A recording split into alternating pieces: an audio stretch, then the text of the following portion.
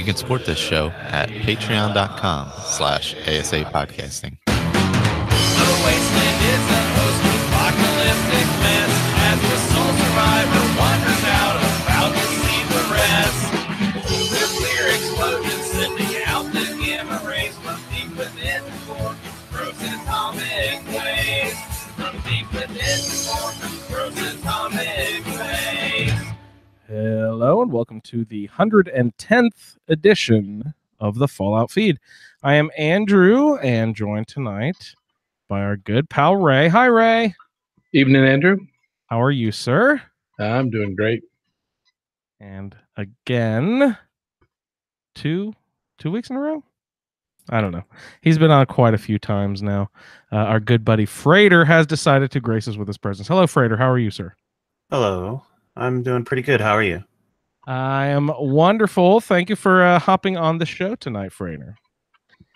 One of the reasons we had you back on this evening, sir, is because you had your experience with the stress test, of course, and we're getting into some beta play stuff here on our Xboxes. So, did we figure out, Freighter,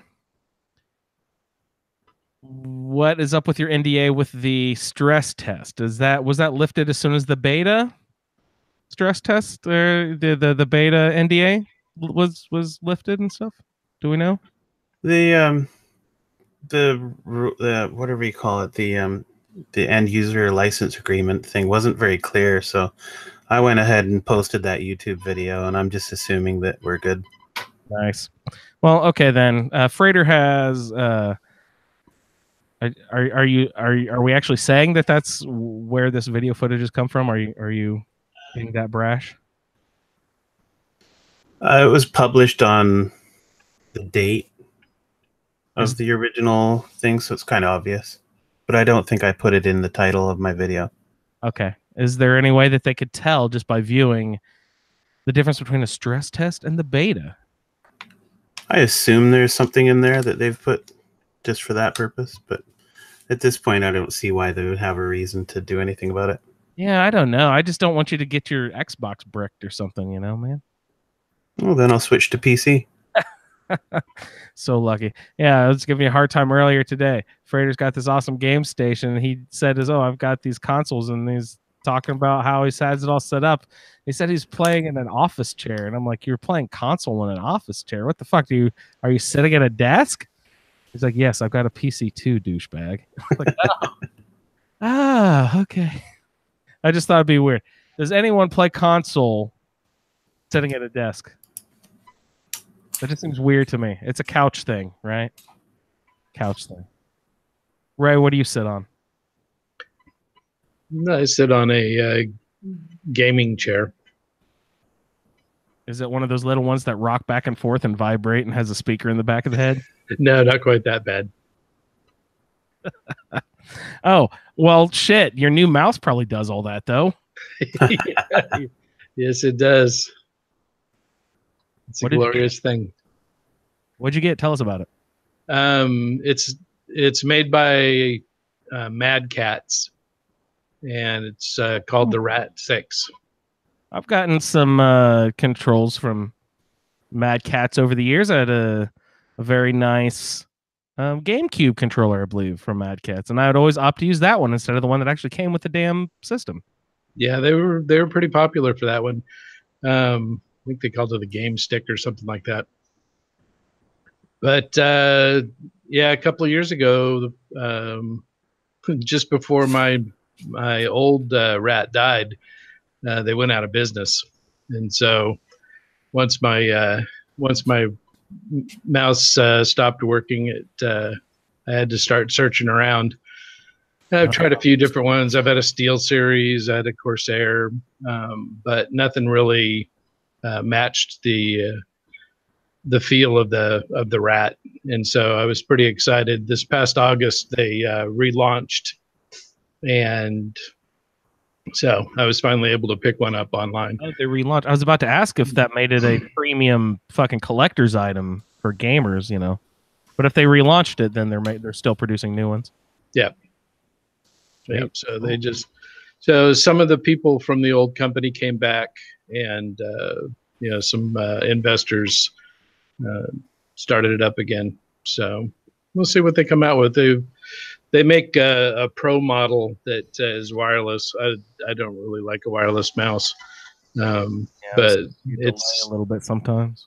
It's crazy, all the parts that come off and can be switched out for different parts. So yeah, it looked like something NASA put together. I have no idea what the hell that thing is. My mouse has 2 buttons, I think. I mean, this mouse has got one of the buttons selects multiple profiles, so you can have it mapped out in different ways. Yep. So that's cool. One profile for Skyrim, one profile for Fallout 4, one profile for Fallout 3. Well, that's an interesting conversation. I always say that I can't really get used to other games besides Bethesda games anymore because the control system, unless I can map the control system to be exactly like Fallout and Skyrim, the new games are kind of ruined for me. I don't know. I have a hard time picking up stuff. But how would you map a mouse differently for Skyrim than you would for Fallout? That's an interesting question. Well, so like in Skyrim, you want easy access to the Z key, which is the one that is essentially your shout button. But in Fallout 3, you'd rather have that same button be the X button, because the Z button picks things up in Fallout 3. So you get used to using the same buttons, but they just do different things in different games. Yeah. Where's the shout on the Xbox controller, Frater? I forget. Is that the right shoulder or whatever it's called? Yeah, I think it's the R1 button or the right shoulder button. Not the trigger, but the one above it. The small. Yeah, the one right above it. Yeah. God, I can't believe I remember that. It's been so long. No, that's interesting though. And would you map it differently for Fallout 3 than Fallout 4 or New Vegas, Ray? Yeah. How are those controller systems different from each other? They're just slightly different keys. For a long time, I played on a SteelSeries keyboard that has a gamepad off to the left of the keyboard. So instead of using the regular WSAD keys, it has a whole new set of keys that are all reachable by by one hand. So instead of having to move around the keyboard, you can just have them all right at your fingertips. That's interesting. So left hand on the gamepad and right hand on the mouse. And speaking of slight differences between games, coming up, we will be discussing a little bit of the Fallout beta, Frater's experiences with the beta and/or stress test. And then, to finish out the show this evening, we have play-along feedback for our Nuka World trip. We will hear from Leon, also Jen, Steve, Craig, and Rebecca. Thanks, guys, for sending in feedback. Always a very valuable asset to our show. So why don't we go ahead and discuss a little bit of the Fallout 76. Any new news that you guys have heard since people have been doing lots of, the beta and stress tests and stuff? Lots of stuff has come out in the last couple of weeks, I'm sure. Frater, what you got your ear to the ground? What's new in the Fallout 76 world? The only really attention-grabbing thing that I've seen in the last few days is apparently if you grief too many people, you'll actually get banned from the game. Altogether, they'll just drop you. No more access to the game you just paid $80 for. Can they? I mean, I assume they can do that because they're going to, but how can they? How can they do that? They give you your money back or something, or no? Probably not. No. No. It goes against our policy. You signed up. You checked this box. It's a EULA. What'd you say, Ray? I said it's a EULA.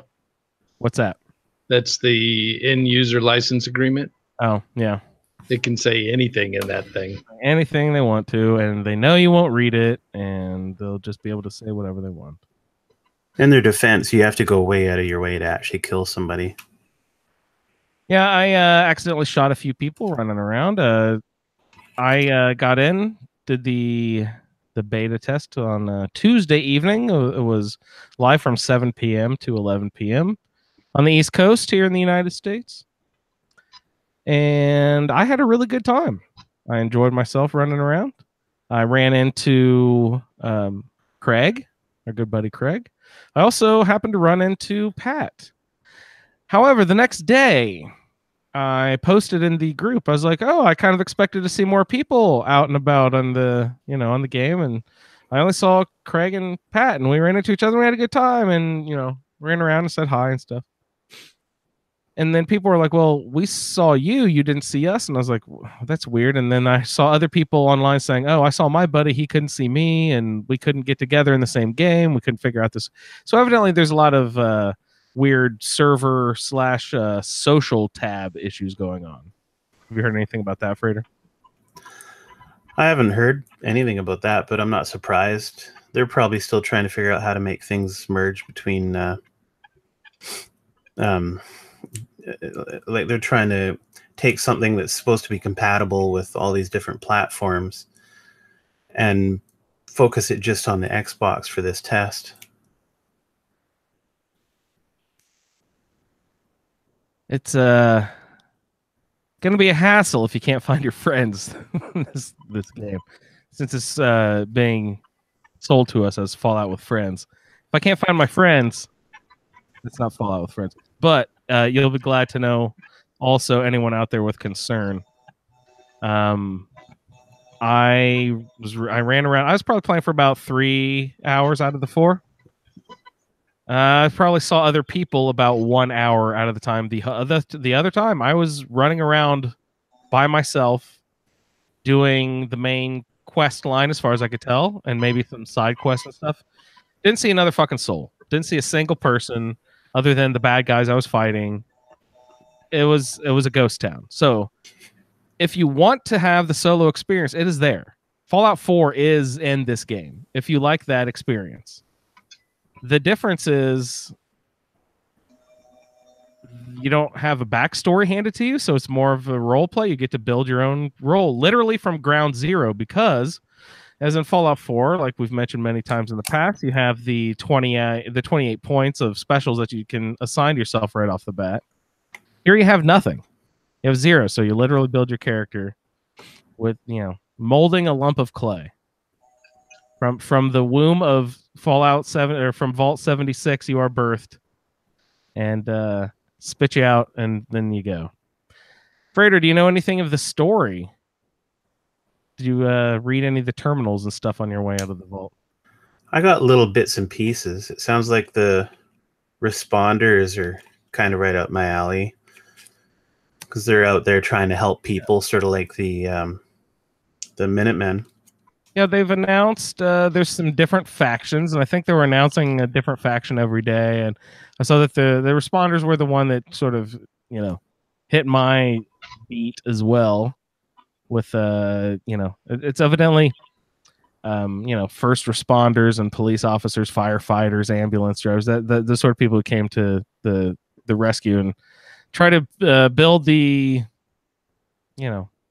world back together by helping each other. And of course that rings true for me, Minutemen being my favorite faction and all that in Fallout 4. So these guys, I mean, I'm sure there's going to be differences in the stories and whatnot, but they seem to be the goody two shoes good guys of the I almost said Commonwealth, of the whatever wasteland this is. How do you pronounce it? Because I always thought that word was Appalachia, and I think in the game it's been pronounced Appalachia. I always thought it was. Now I'm confused. I don't know which it is.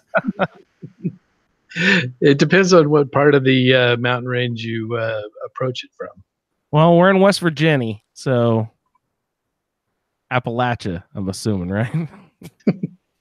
Yeah, that's about right. We've got a little place around here that's called Apalachicola. Apalachicola, is it spelled the same Yeah, it's like Appalachia Cola.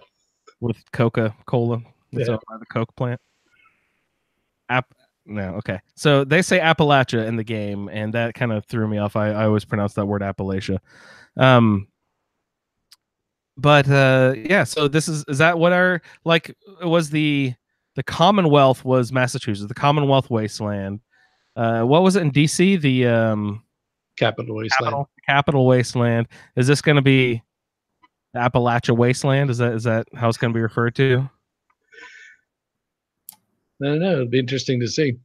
Yeah, we'll look into that. I'll let, Freighter? you, I'll let you know next week when I get to play. Yeah, I was about to say, Ray, when do you get a chance? Is it next Tuesday or something? PC gets to go? Yeah, it looks like the 30th.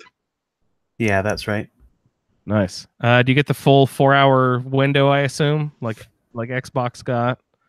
That'll be good. Yeah. Well, no, I'm hoping by that point, I mean, that's going to be close enough that, I mean, hopefully they'll have it run a little bit longer. Yeah, I don't see why they're not already doing 8 to 12 hours.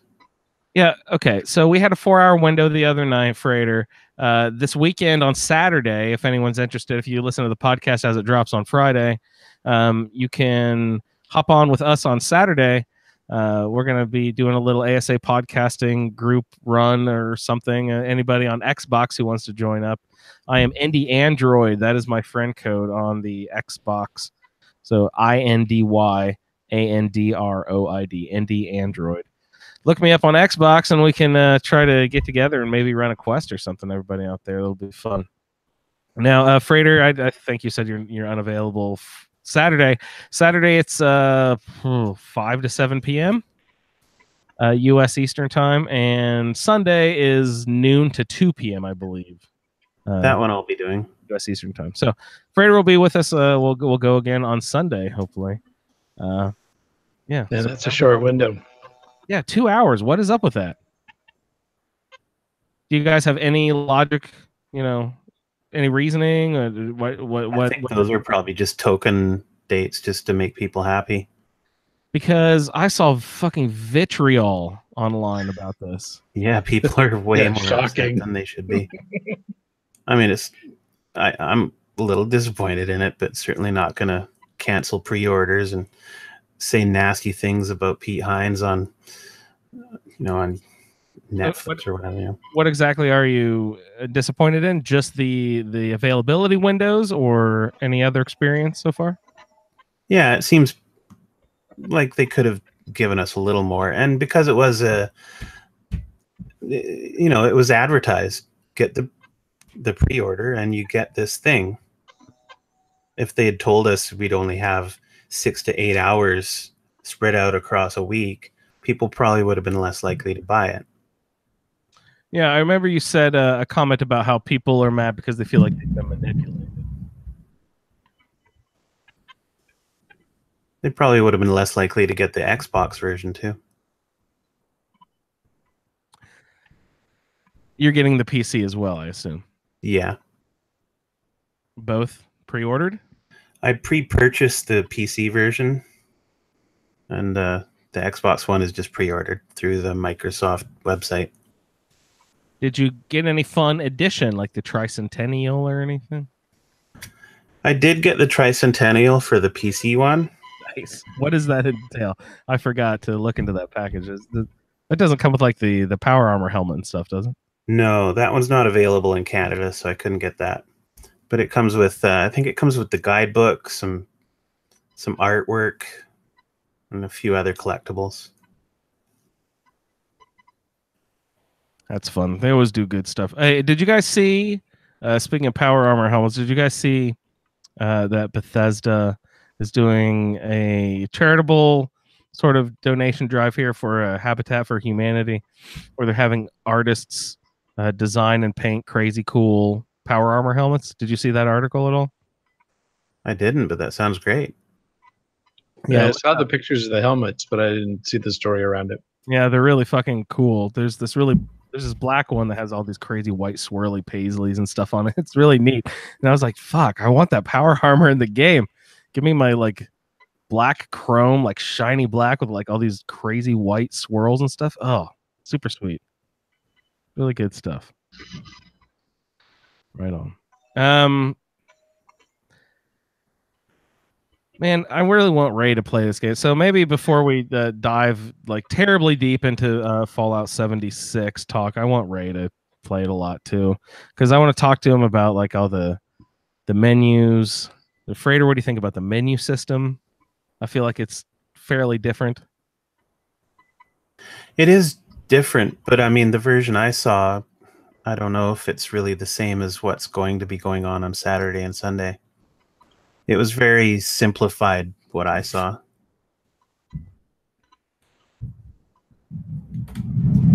I feel like they changed up how the Pip-Boy is controlled. I kept backing out of menus instead of going left or right for some reason. I was hitting a wrong button somewhere. It seemed to. I mean, I figured it out fairly easily. Yeah. I know, it's just different. You know what I mean? And yeah, and they're using the D-pad for. Oh yeah, exactly. Dancing and selfies and so on and so forth. Yeah, I wish that I could remap my D-pad to be like how I had it in the old in Fallout 4, where I was just like, oh, the stim pack is just down. I knew the stim pack was always down. My grenades were always up. My pistols were to the right. My shotguns or whatever were to the left. Yeah, I had my little map thing. Now I have to hit a D-pad directional and then swing the other wheel around this like toggle choice thing. Like it's like the emotional wheel thing or the conversation wheel from New Vegas. So you have to choose your weapons that way. So it's I don't think it's nearly as fast. And in the game, when you can't pause, you want to be able to switch weapons quickly, not for it to take longer. Maybe it's just I need to get used to this wheel thing. And it was really funny. You need to go PC so you can steal Ray's mouse and have custom macro keys to switch guns on the fly. I think the mouse itself has a rifle hidden somewhere. I ran into Craig, but I evidently ran out of the vault too quickly, and I was too excited. I didn't pay attention to all the instructions they were giving me and all that. I ran into Craig, and I had no idea how to communicate with him. So I did it like we do in Minecraft, where you just jump in front of someone. Yeah, that's what I was doing too. Yeah. And Craig didn't have a headset yet, so I just kind of jumped in front of him, and we tinkered around us. We found I don't know if they're calling them settlements in this game, but a homestead sort of area that had a couple of different types of workbenches. They have a new fun workbench called like a tinker bench, and it's just they're going to be doing it in a different way. I thought it was cool that when you hit a workbench, you get to choose what sort of function do you want to do. Do you want to create stuff or do you want to destroy stuff? And then you open up the workbench, and it's like workbench A or workbench B, basically. And then you can open that stuff up, and it's great. Scrap all your junk down to components. That's something I really liked, is to be able to just instantly break it all down into parts. Beautiful. It's nice. You don't have to think about it as much. Yeah. The other way I used to do it, Frater, just dropping all the fucking junk on the floor and then scrapping it and building it. Yeah, up. that worked too, yeah. And that helps make your settlement bigger too. Yeah. Oh, God. But it was annoying as hell. But I don't know why. I would do it. I would still do it. I don't know. Yeah, it sounds a lot like the mod that I use, Portable Junk Recycler, where you just dump all the junk in your inventory into the window for this junk recycler, and it tears everything down into components. Yes, that's great. That's perfect. So you go from horribly over encumbered to I can pick more stuff up now in just a few seconds. It's like Bethesda goes through all the good idea mods, and they're like, oh, we should incorporate that into the game next time. Good on you. I saw a Brahmin, a dead Brahmin. It was part of a little side quest I was doing for the responders, and it was tipped up onto its nose, so it was standing vertically and spinning like a ballerina. I was like, "Oh, thank you, Bethesda." Well, and I saw the picture in the Facebook group of the ghoul with his neck stretched out. That's a classic Bethesda glitch. Yeah, There's a lot of that glitch. I saw that so many times when I was playing. Yeah, I hadn't seen that one before, but Frater said he'd gotten that one a lot with 76 so far. You've seen that one in other Fallout or Elder Scrolls games, then? There was a lot of that in New Vegas when it was new. Yeah, Doc Mitchell's head used to spin around. Yeah, that's right. Yeah. And in Skyrim, I was walking along and I see this big line across the entire screen, and I walk up to it, and it's a necromancer that I could loot, but I couldn't find the body. It was just like a thread of the image. He was in another realm, and you could just see a tiny piece of his. Yeah.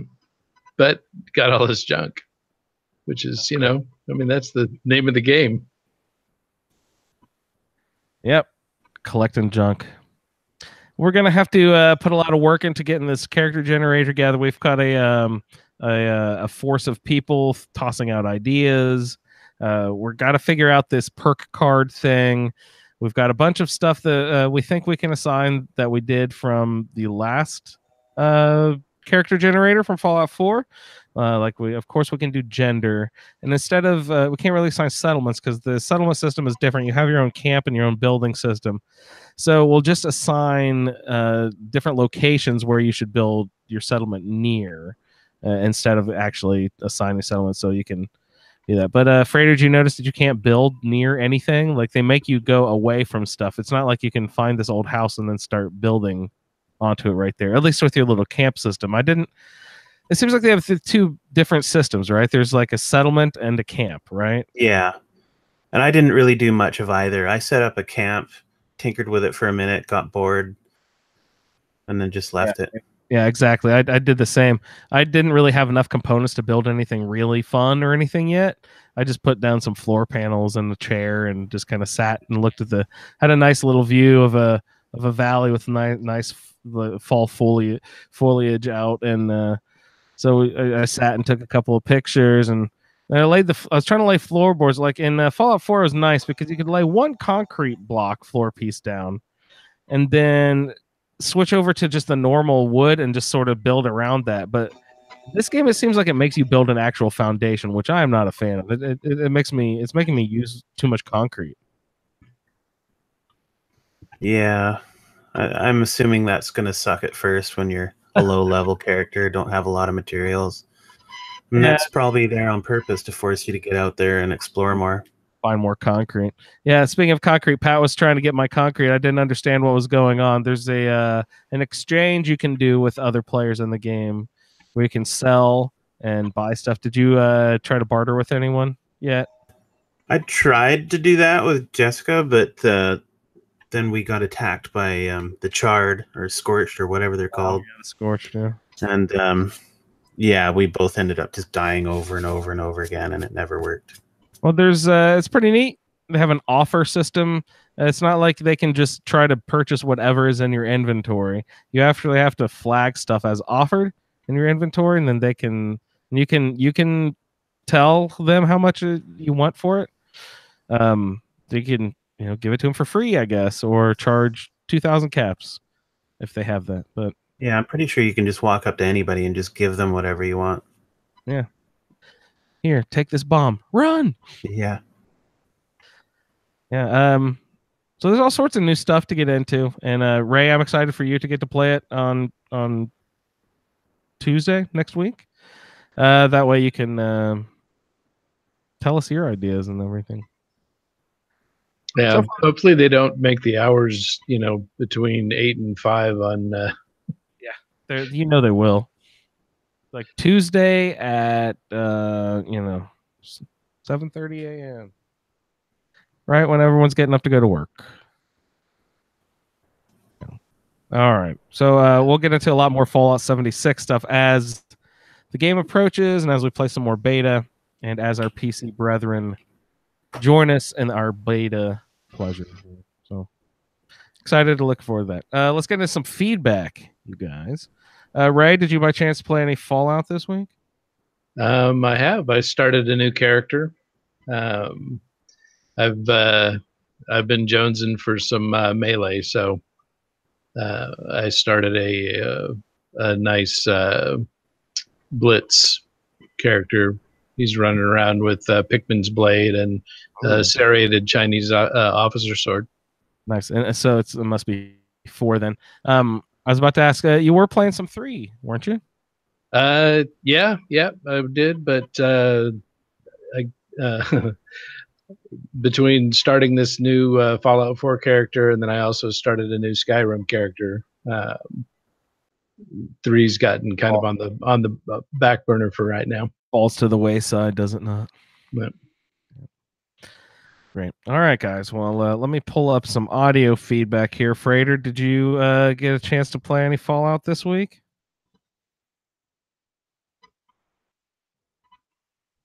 Yeah, he's muted. Well, Freighter, what are you doing, bud? Sorry, bonehead move.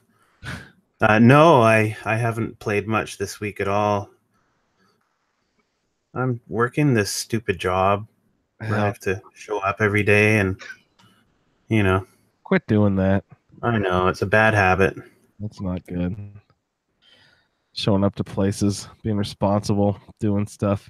Doing other people's jobs because they can't. Man, Yeah. I hate pulling up the Slack for slackers. That's the worst.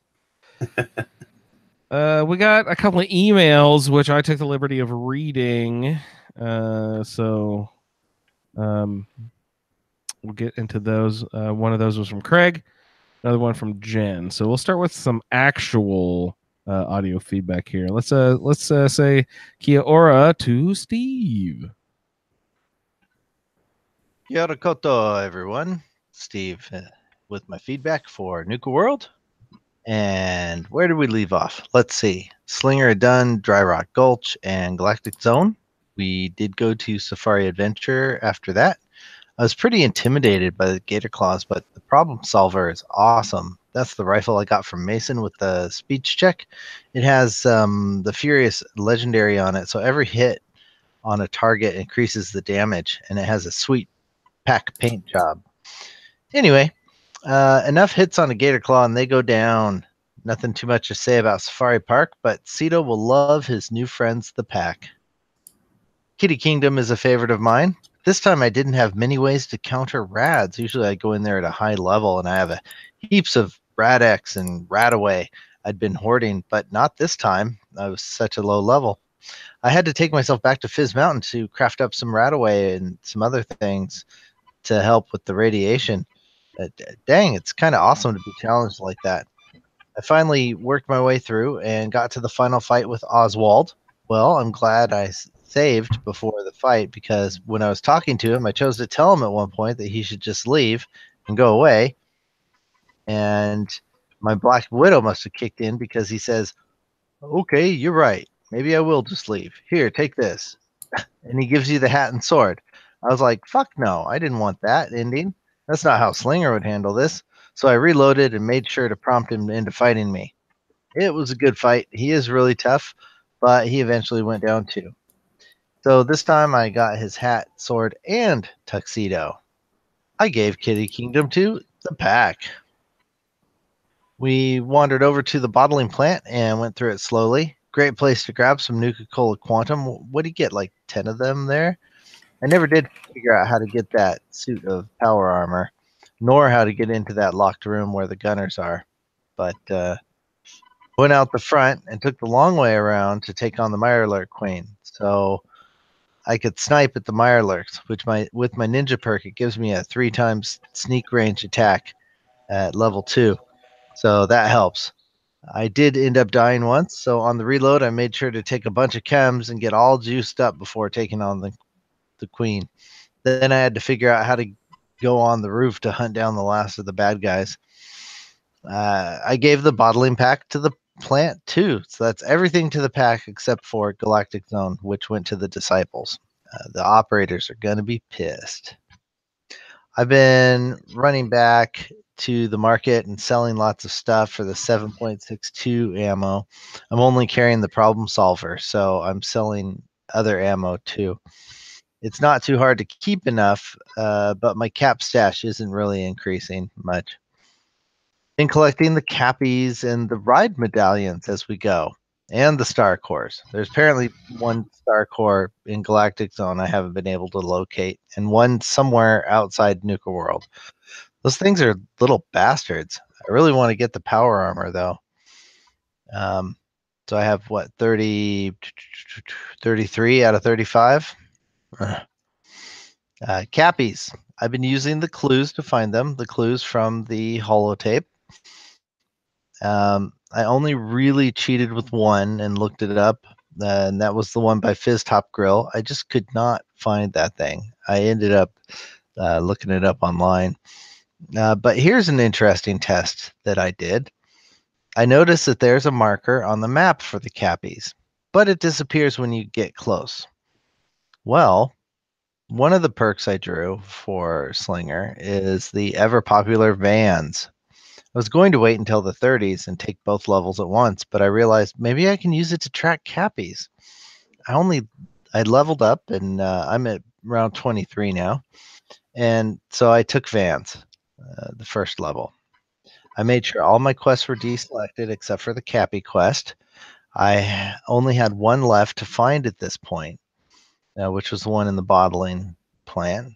Well, sure enough, Vans started leading me back to the bottling factory. And it led me inside and then down the tunnel. And then before I got to the point where the Cappy was, it stopped giving me a path to follow.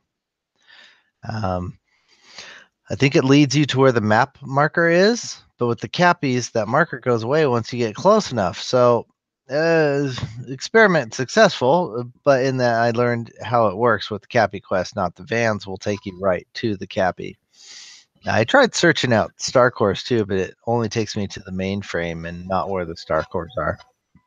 Alas, Vans wasn't much help in these cases. But I had heard on the podcast last week where it was, so I went in and grabbed it. And in the end, I found all the cappies myself, except for looking one up on the wiki and hearing another on the podcast. So that's a pretty good effort there, I think. And while I was at the bottling plant, I got the last medallion too.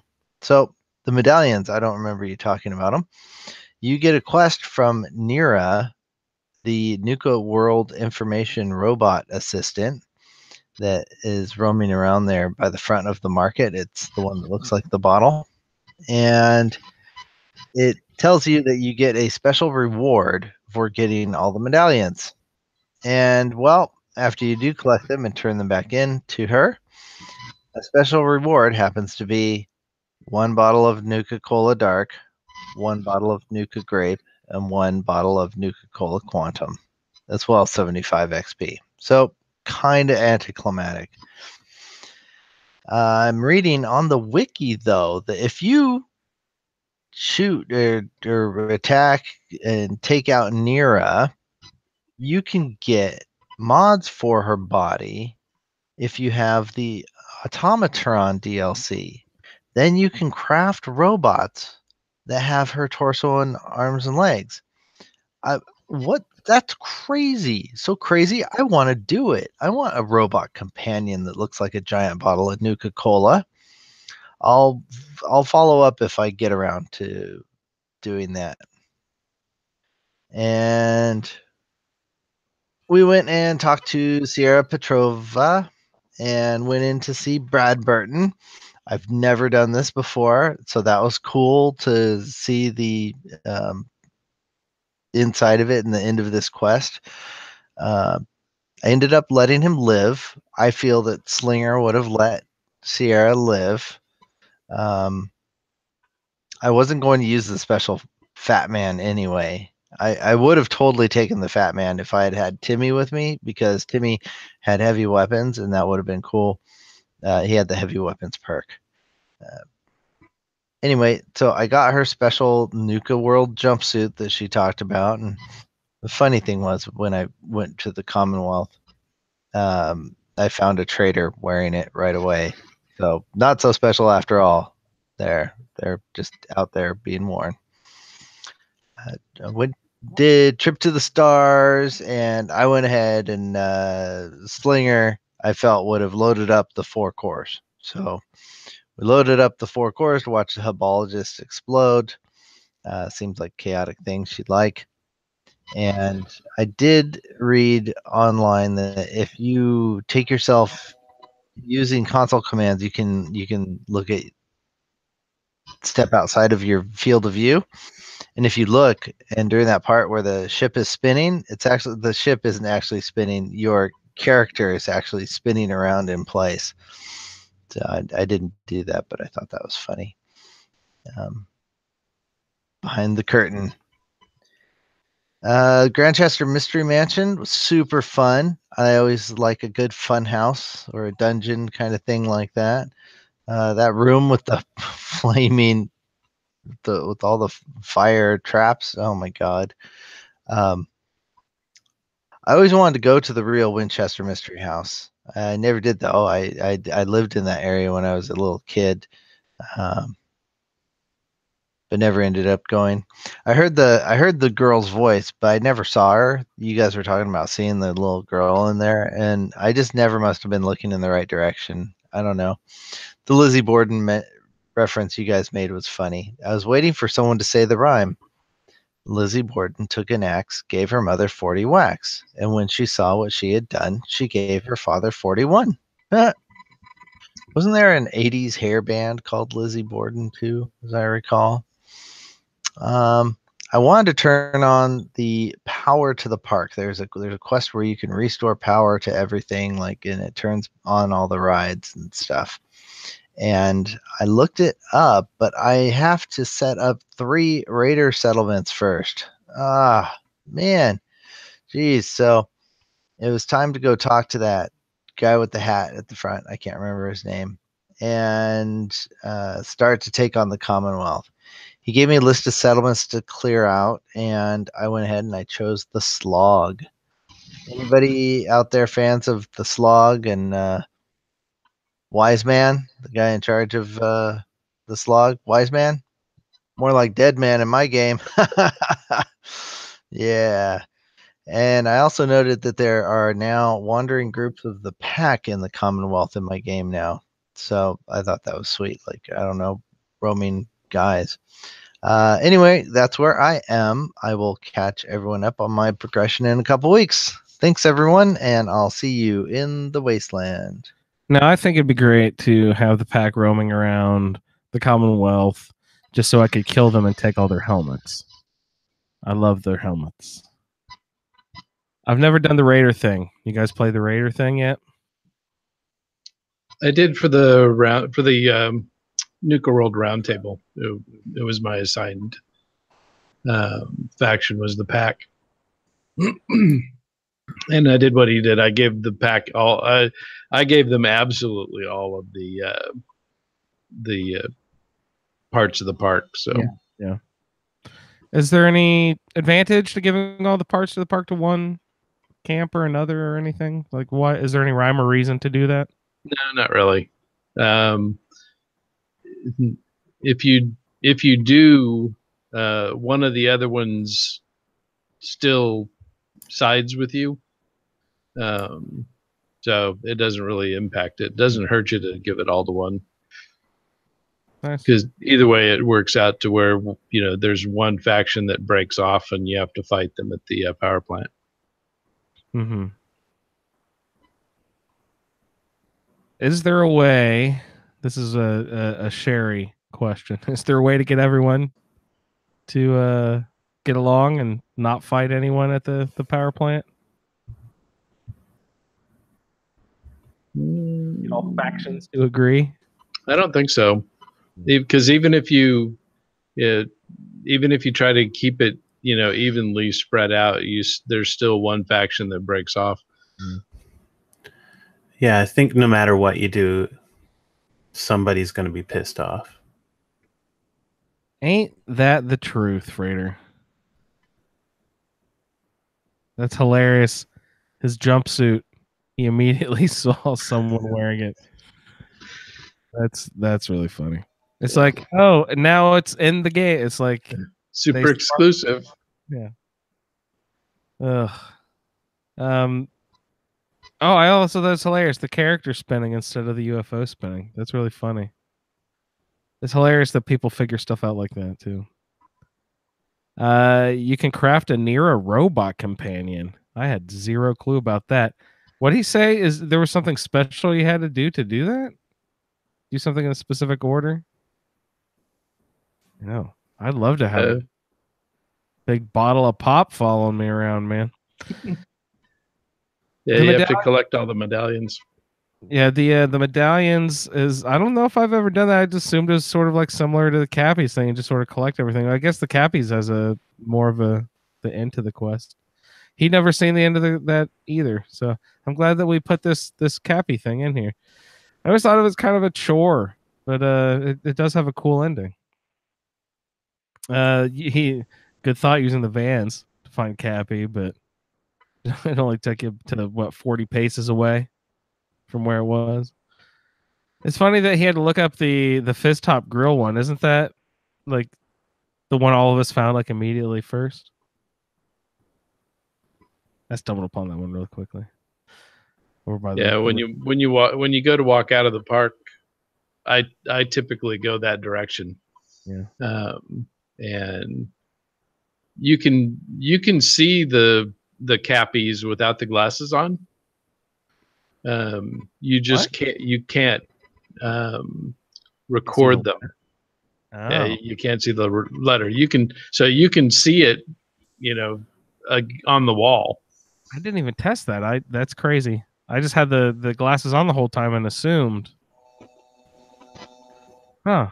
Yeah, it's still there. I think it just looks faded. You can't tell what the letter is. Interesting. Cool. Well, thanks so much for the great feedback, Steve.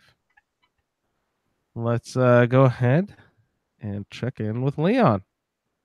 G'day, Leon. G'day, this is Leon from Texas, recording feedback for the Fallout Feeds Roundtable, Season 6, I believe. We're at Episode 8. So these are for the quest Cappy in a Haystack, Trip to the Stars, and Grantchester Mystery Mansion. So for going into the Nuka world, I went through the gauntlet. I came prepared because I kind of knew what was happening. This is actually the first quest that I went in with full power armor. So I took Heather Cassidy, the DLC companion that I've really enjoyed, and then Paladin Dance, and myself, all in power armor. Excuse me. And we went through the gauntlet, and this is the first time I've actually managed to kill all of the attackers. When you get to the part where they're running along the top, I had a real powerful weapon and sniper rifle, and managed to kill everybody as I vatsed them. And it took some Nuka Colas and stuff to replenish my AP enough, but I just kept vatsing them and popping them, and so I killed everybody. So once I made it to Nuka World, I killed Coulter. I went ahead and followed Gage out to kind of see what was going on. I wasn't happy with him, but I didn't, throw down just yet. Made it to the marketplace and picked up the quest to kill all the leaders to free the traders. Went and talked to Gage. I said I'd talk to the different people. Went and talked to Mason. And when he was challenged me as alpha, it was like, I told him be a good dog, and then he wouldn't get hurt or something like that. And so he kind of rose up against me, so I put him down, and then I killed all the pack. And then when I stepped out, I wound up killing the operators and then the disciples. So I freed Nuka World. Yay! So after that, I ran over to Galaxy World. I think that's what it's called. Anyways, for the to pick up the spacesuits for the trip to the stars.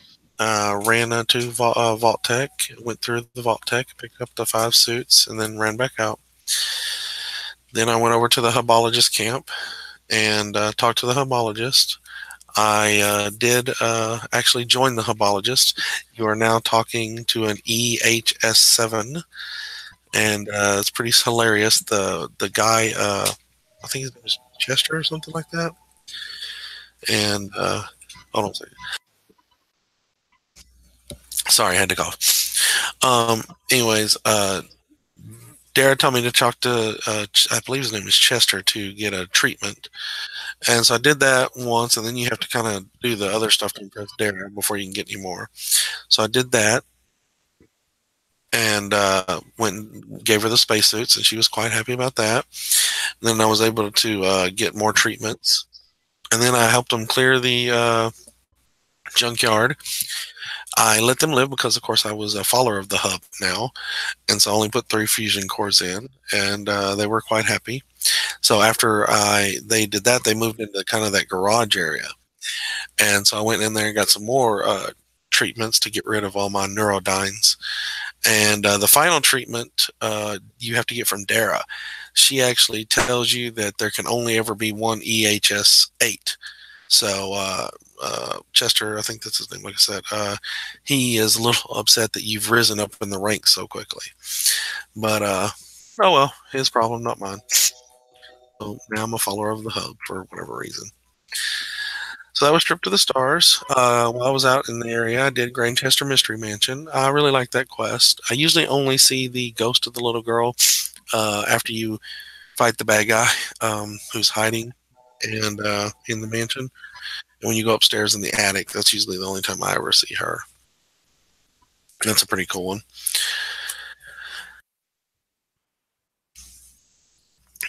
Then after that, we got the Cappy in a Haystack. That quest is kind of a pain.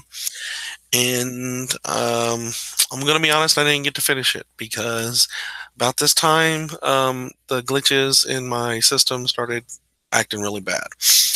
And I don't know if it was killing everybody in Nuka World or everything else going on. But Davis, unfortunately, had the ignominy of kind of dying the mod death. So unfortunately, I can't go back to him other than maybe before Nuka World. So I lost a lot of stuff there. So anyways, Davis, I won't be able to do the feedback for the other quests other than just some general stuff. But I have done Cappy in a Haystack in the past. I really like it. Only one time have I gotten everything. And that was one time I was playing an Institute playthrough. And I decided that the hidden vault in Nuka World would be a great place for the Institute to relay in sense, to take, over and to feed into the raider gangs. And then I could feed them out as slaves throughout the Commonwealth through the operators. So I told Sierra that I would kill Brad Burton. I would let Brad Burton live. And she gave me the jumpsuit. And then I turned the power off, which killed Brad Burton. And then Sierra got all mad and attacked me. And then I put her down with like one shot. So, but that was a long time in a different character. But that's the only time I ever did it. This time I couldn't finish it, unfortunately, because of the mods. One other thing for the next feedback, since I won't be giving a lot for the other stuff, the UFO crash site, I actually did visit that a lot earlier to pick up the alien blaster for Heather. Heather acts like a combination settler / companion. So something she does companion, something she does as settler. And as a settler, all you got to do is give her 1 round of ammo. So I gave her the alien blaster and gave her 1 round, and she's been using that the rest of the time. So it's a cool little workaround. Other than that, I really am interested in the terminal idea. Right now I'm a little sick. That's why I have to keep pausing to cough. And so I won't be recording any of the terminals that I asked to do until I'm not sick. But I want to do the Listing Post Bravo. That's the one where you go in Paladin Dance's companion quests, and I've always really liked the terminal in the bottom there. It's a pretty cool terminal. So tomorrow, I'm submitting this on the 22nd. The beta for Fallout 76 drops. So I'm going to try to get in there and see how that goes. And other than that, I will see y'all in the Wasteland. Excellent, Leon. Looking forward to seeing your thoughts on Fallout 76. Hopefully you got in there on the beta and ran around a little bit. But it sounds like you had a death to your character there. What happened, bud? Mod death. I was just thinking the other day, you guys. Man, this game is super stable. I haven't had a crash in a long time, and it really is pretty remarkable how it's not how bad it is, but how used to dealing with crashes I got when I load too many mods on a game. Yeah, it definitely becomes a way of life. Yeah. It almost becomes its own side game, like a mini quest, trying to keep your game from crashing and still have all the coolest mods you ever heard of. Yeah, gotta keep those mods afloat the whole game long. But Leon, I don't know. Go back on your Nuka world and what are our quests for next week anyway? There's some of the end game stuff, and I was pleasantly surprised. I was looking at our quest log for next week. I was like, oh, I'm not going to be able to do that. You have got to finish the game, and Liberty reprimed. I'm not even close to that yet. And then I loaded up my game, and I just happened to check back in with the Brotherhood of Steel, and then it was like all of a sudden, bing, bing, bing, Liberty reprimed. And I was like, oh shit, I'm there. So I might actually get a chance to play that quest for next week. I didn't think I was going to get a chance to, but that'll be good. And then that's pretty close to the end game, is it not? For the Brotherhood, isn't that like one of the penultimate quests? Maybe. Oh yeah. Once you get Liberty Prime fired up, and fight off the synth attack, it's just the march across the bridge to CIT. Yeah. Okay. So yeah, I actually may be able to do that other quest that you had to complete the game to do. So yeah, I need to hurry up and get to playing, but I might be able to squeeze that in. Sweet. Leon brought up the new project that Rebecca is putting together called Fallout Terminal Velocity, where we are pretending that we are just sort of random wastelanders collecting sort of information. We heard over our pit boys over some sort of radio signal that Rebecca is looking for historical information or stories, anything like that, from terminals and letters and holotapes. Just collecting facts and stories for the sake of preservation.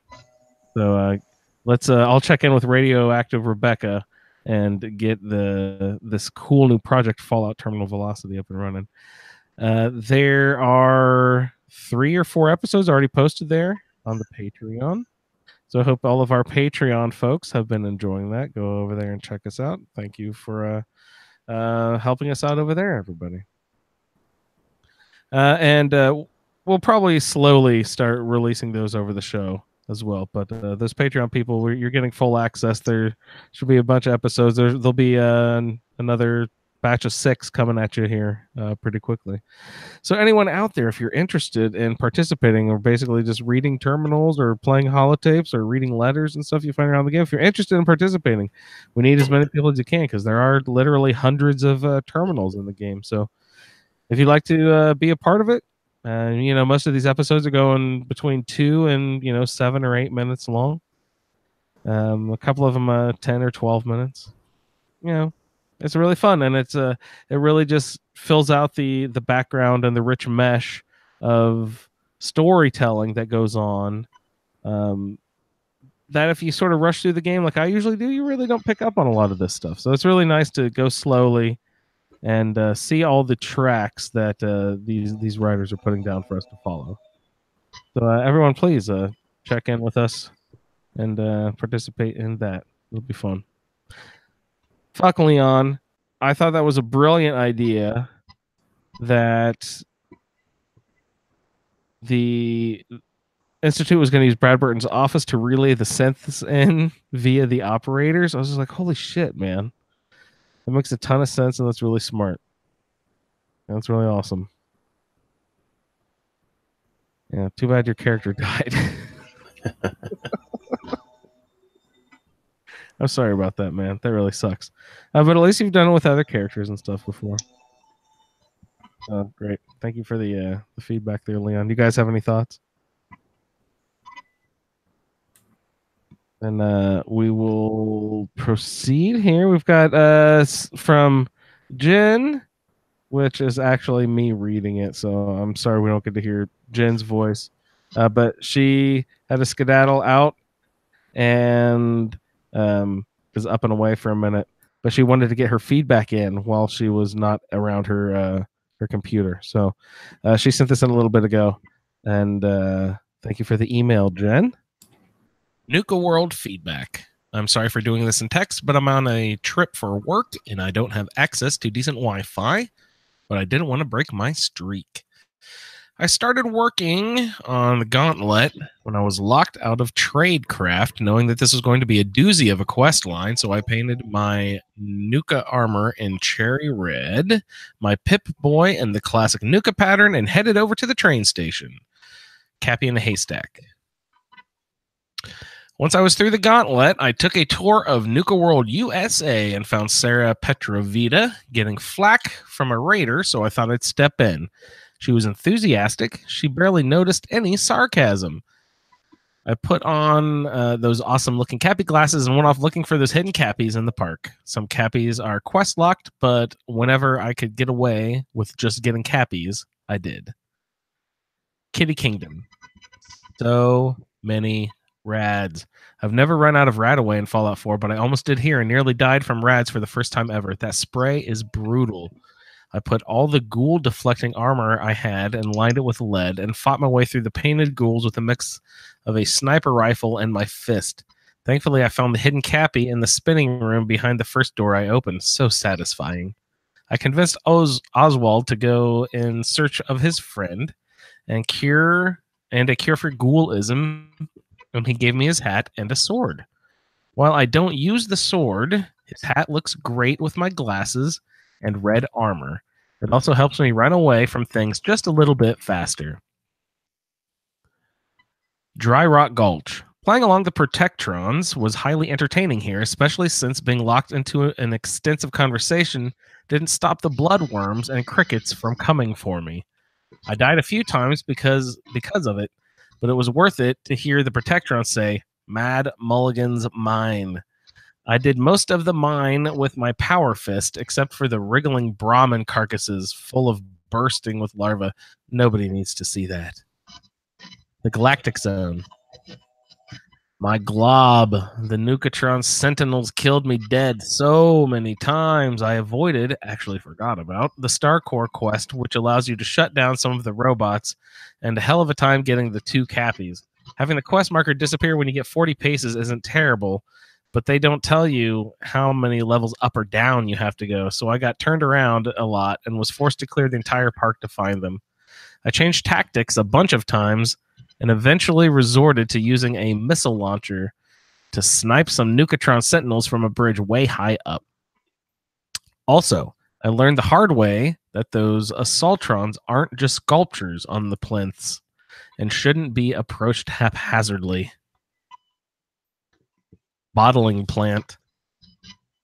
This was a tough one, and I got lost several times in the back rooms. Fighting any kind of lurk in close quarters is always hard, and I found myself having to rely on fallback positions to recover to survive in an unarmed fight with them. Not even Swan's Fist could take some of those guys down, and Rebecca too sure came in handy. Once I got the control room upstairs, there were 4 or 5 Assaultrons inside that didn't notice me at first. I went for their legs with Rebecca because that tadpole crawl that they do when crippled is too good to pass up. Oh. But to my surprise and relief, I got the Mysterious Stranger for all but one of them. Best perk ever. I had no hacking skills to get into the computer, to get to the power armor, which was disappointing, but just as well.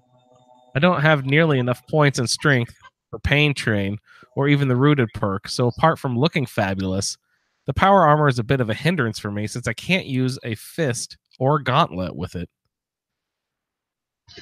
I finished the quest, found the cappies, and made my way to the nearest door, which led me out into the Mirelurk pond.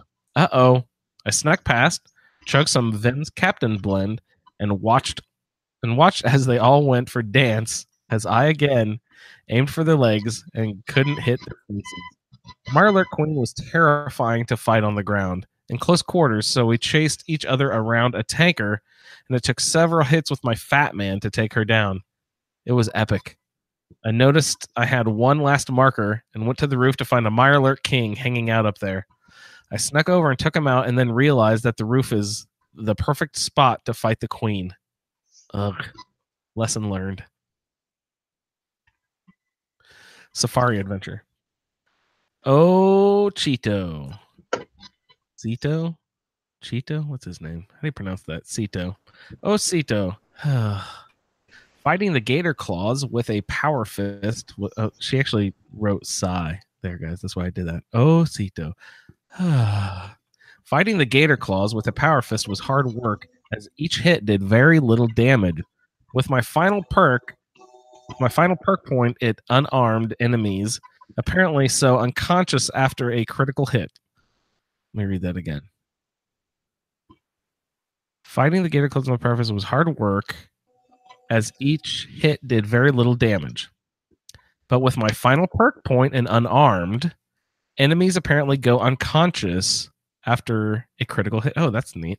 It kind of took the fun out of the fight and felt a little pathetic to be punching sad and limp body over and over again until it gave up its loot.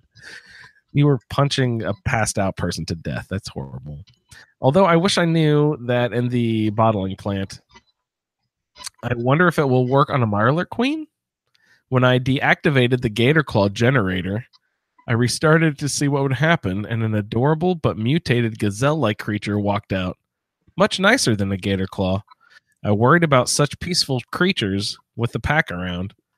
I spoke to Cito after I cleared the park, and I had to reload a bunch, each time with the increasingly more charisma buffs.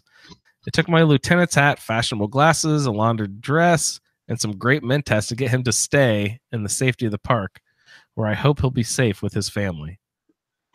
After finishing the quest to find the hidden cappies, I returned to Sierra to find her outside of Brad Burton's office. She figured out the puzzle, and we entered in the passcode. After an embarrassingly long search, I found the elevator behind the bookcases and the button to move the bookcase so I could get inside. I went down to the vault Brad Burton had built beneath the building and found his chilled out but still animate head in a jar. He offered me a bribe of riches, including experimental prototype to turn off the power so that he might die. Being a big fan of Sierra and of Nuka-Cola, I decided to not kill him and to let her live out her dream with her hero. He thanked me, saying it was amazing and how good it felt to have a real conversation, and I knew I made the right decision. Sierra gave me a Nuka World jumpsuit, which made a lovely addition to the collection since I've made it a personal quest during this trip to strip as many of the mannequins in the park as I could of their awesome outfits. I intended to dress all my settlers in cowboy costumes, spacesuits, and Nuka gear. They'll be the best looking settlers in the Commonwealth, and Piper is already looking fabulous in her black cowboy hat. My assigned raider faction is the Operators, but I'm so uncomfortable with the decisions I've made with this Brotherhood character that I might have to befriend them and then go open season on everyone to liberate the park. Open season spoiler alert. Also, it's hilarious to see them walking around in underwear after they figure out how to get the collars off. Who knew Nuka World could become a nudist colony? Freedom! That's as far as I got before I had to leave, but I'm looking forward to hearing how many you have found the path to true happiness with the Hubologist and discover the mysteries of the Grantchester Mansion. Take care, everyone. I'll see you in the wasteland. Thank you for the email, Jen. brought up a good point about unarmed that I never thought about, you guys. What's that? Is there an effective way to wear power armor and play an unarmed character? I think you need. Well, the best way that I've found is to get Tessa's fist. Is that what it's called? Yeah. But yeah, it's unarmed and power armor is fine. I mean, you just punch with your power armor fists. Well, how much extra damage on top of like your fist? But it sucks that you can't wear Well, a so the gauntlet or a power. Yeah, the power armor gives you extra strength, which increases the power of your punches. The damage of punches. Yep. And you can upgrade your power armor. The actual arms can be upgraded for melee. But you can't like add buzz saws or anything fun like that. That would be a fun little addition. Now You you're just could getting take- crazy. Parts that you find and like attach, the flamethrower, the freaking little the buzz saw, the Mr. Handy buzz saw or something to your. That'd be sweet. That would be sweet. Well, you get there's a That'd be a melee fun weapon one. you can get that's the buzzsaw. Oh yeah, the harvester. What is that? No, it's hang on a second, let me pull it up Oh, here. that's that mini little chainsaw blade thing. It's yeah, you could swing it. Mr. Handy Buzz Blade. Yeah, you swing that like a melee weapon, right?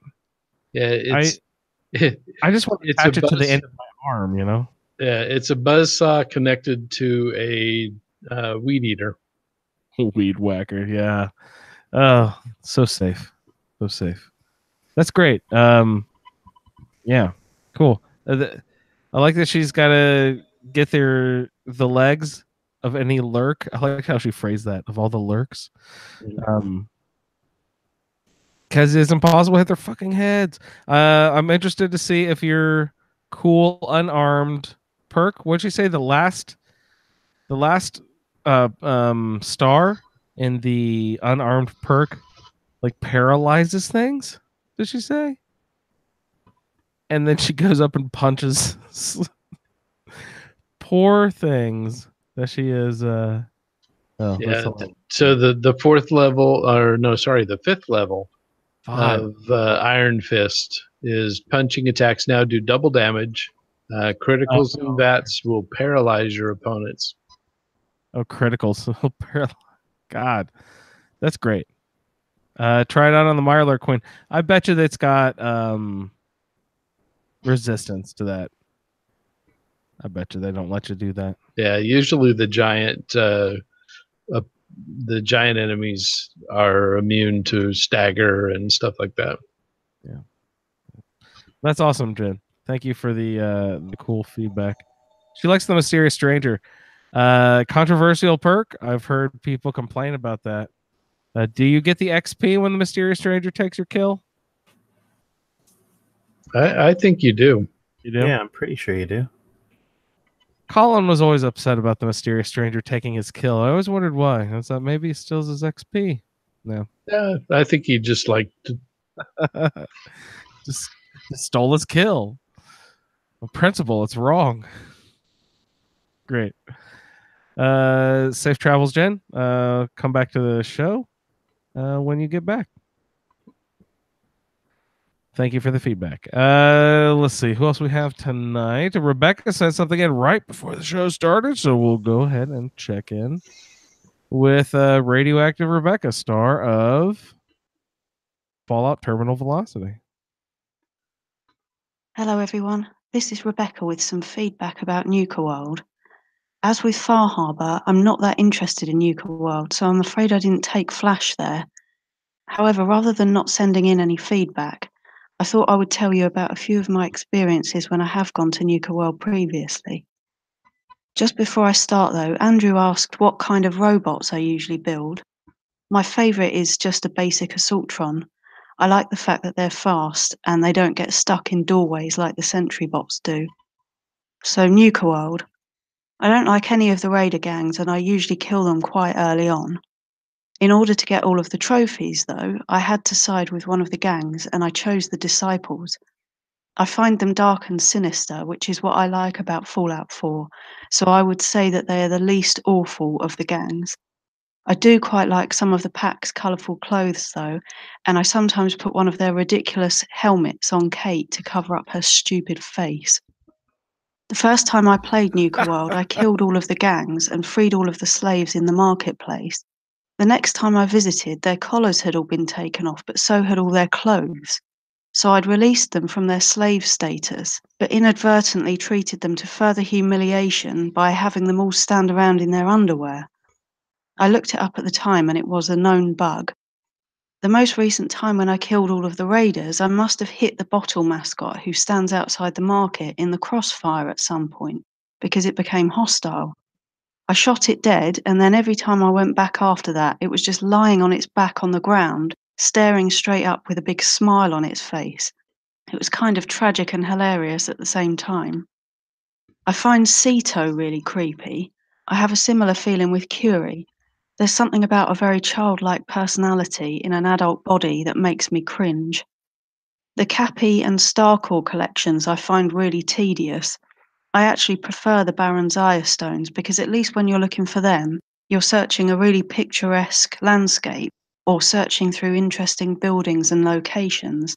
Whereas with the Cappies and Starcores, you're rooting around in graveyards and bin stores, and it just feels like a chore. I'm trying to think of something I actually like about Nuka World. There is one thing that I like. Evan, the NPC who's based on a Fallout fan who died. If you haven't visited him, you should. He's sitting on the roof of his trailer in the south of the map. I think he says something about having the best view and just enjoying watching the sunset. I actually felt really sad when I was there with him, but it's a nice tribute, and the view from the trailer is indeed very nice. That's all for this time. Thanks for listening, and I'll see you in the wasteland. Brutal. She does not like Nuka World or Far Harbor for that matter, you guys. Yeah, they're definitely challenging places. They really, push a character's morality around. Yeah, that's true. With the especially with the Raiders and stuff. How in Far Harbor do they push your morality around with Dima being a devious douchebag? Yeah, and the harbormen being, jackasses. Yeah, it's really the main guy, and not the main guy. Alan. The shop, the shopkeep. Yeah. But they're all very standoffish and They don't like the mainlander. You're right. a little bit bigoted. Yeah, that's very true. Very true. I actually enjoy Far Harbor quite a bit. Nuka World. I enjoy Nuka World quite a bit as well. I feel like it's maybe a little more fetch questy and a little less story. I feel Far Harbor's a little more story. But Yeah, Nuka World is just a huge challenge. I mean, there's just so much, that's harder than anywhere else in the game. And you do if you get too close to one of those sprayers, those rads jump up over 20 per second. So you can get wiped out pretty quick. Steve was saying he was running out. Jen was running out. Getting sprayed down. I usually bring a power armor with me to Nuka World. I'm not a power armor guy, but yeah, I use a mysterious serum. Yeah. You and your serum, right? It's good stuff. And they're free. You just have to keep going back. Yeah, it definitely takes time management. Ray's probably got a mod where they're like produced by a robot sitting in the corner or something. He He's got Buddy, the joke robot, dispensing the mysterious ice cold mysterious. Ice cold. Yes. That'd be awesome.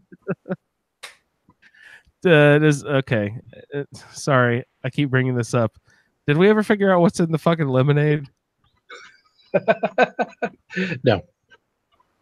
Jesus Christ. Okay, Rebecca, thank you for your controversial feedback. The hostile Nira, that's amazing. Well, and poor Kate. Yeah. Put on a help to Yeah. shut up her stupid face. What is she? Yeah, something like that. Yeah. She's trying to think hard of something that she liked about Nuka World, but she said she liked the pack helmets. I like those too. That's one of the main things I like about Nuka World is I always be sure to slaughter the pack because I take those back and I put every fucking person in my settlement in one of those awesome helmets. Love those. Buffalo is sweet. The Jaguar is even pretty cool. I love the elephant one. They're all pretty sweet, man. Love those helmets. I'm an outfit and clothes guy though too. I also like putting them in those spacesuits from the Hubologists and hazmat suits. That's fun to put hazmat suits and spacesuits and then give those people the rocket launchers and the Fat Men. That's fun. And make them your sentries and let them walk around. That's so fun. Very cool looking. She was talking about her robots. She likes to make an Assaultron because they're fast and don't get stuck indoors like the Sentry bots. I'd never fucking make a Sentry bot to be a companion. That'd be just a pain in the ass. But I never give them legs. I always put a thruster on them, and it doesn't matter what sort of torso you give them. Yeah, that's what I do too. In order to avoid them getting stuck on doors or getting stuck on going over things, I always give them a thruster.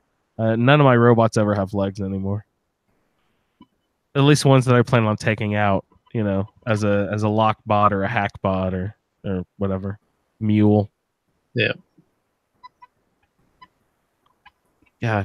That is one of my things, guys. I'm really hoping that they'll work that in eventually into 76, a robot workbench where I can have a robot companion.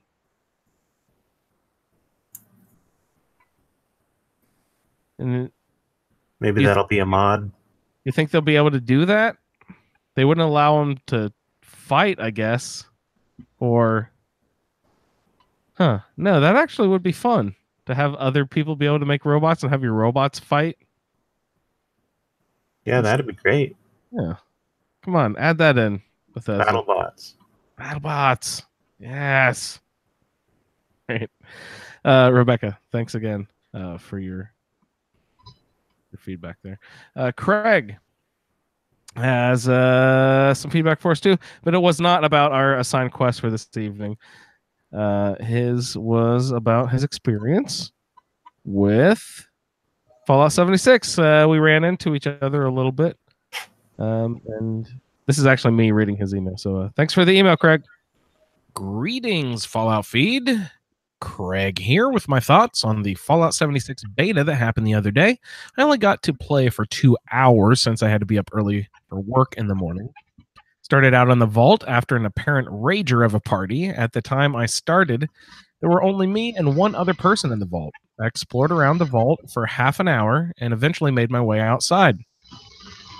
I picked up a pipe pistol and a handful of bullets on a dead body. Good thing, because I was almost immediately accosted by some cute little commie robots. My 8 bullets ran out fast, and I resorted to pistol whipping the robots to death. Eventually, I found a combat knife and a toolbox, so I had a usable weapon. I moved off into the woods and found a moonshiner shack with a still that had some huge gross ticks inside. I wandered around a bit more and found a lumberyard. I rooted around inside and found a hatchet. I hid inside of a bus as a Protectron ran by. I assumed that he sensed I was messing around at the lumberyard. He never found me, though. I moved onto a farm infested with scorched ghouls, and after that was never left wanting. And after that, I was never left for wanting weapons again. I went from having an empty gun and a hatchet to having almost too many rifles and pipe pistols. At the farmhouse, I got a little overzealous killing Scorched and ended up shooting another person. Good thing we're still all under level 5 and still no PvP mode. I'm sure I will PvP at some point, but I don't want to waste my time during the beta with it. At that same farmhouse, I ran into Andrew. He wasn't the one I shot at. How do you know? Maybe you did. I killed a few more Scorched with him, and then he moved on to explore a little more. I found a cabin fairly close to the farm. A pack of dogs attacked me. They were led by a level 13 dog with a crown, what I assume similar to the legendary creatures from 4. Since he had some good loot on him. I ran back to the farmhouse, hoping someone was still there to help me. I ended up killing the dogs. Luckily, I had an auto stem pack perk card equipped, or I would have died. After the sun came back up, I decided to follow the main quest over to the Overseer's base camp, and this is where I ended with a photo in photo mode of my character giving a thumbs up. So far, I'm digging the game. I really like the scrapping system. I like that you can build weapons and armor from scratch. The perk card system is pretty cool as well. I think I'm going to enjoy this. The only thing so far that I really don't like is the weapon favorite and emote wheels. They're a little hard to use on the fly. I can't wait until we can play full time. Until then, there's always Saturday and Sunday times. Well, I'll see you in the wasteland. Wait, no, Appalachia. Hey, okay. That's a good call here. He'll see us in the wasteland. No, Appalachia. No, it will be the Appalachia wasteland, right? They're all called the wasteland, right? The Capital Wasteland, the Commonwealth Wasteland, Appalachia Wasteland. What's what was Vegas called? Was it called the Vegas Wasteland? What was it called? Mojave Wasteland. Mojave Wasteland. So it's decided. Appalachia. That's going to take some getting used to. I'm going to have to get my country on.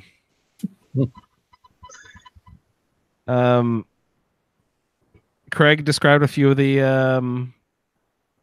bad guys you see pretty soon off on the game. He said ticks.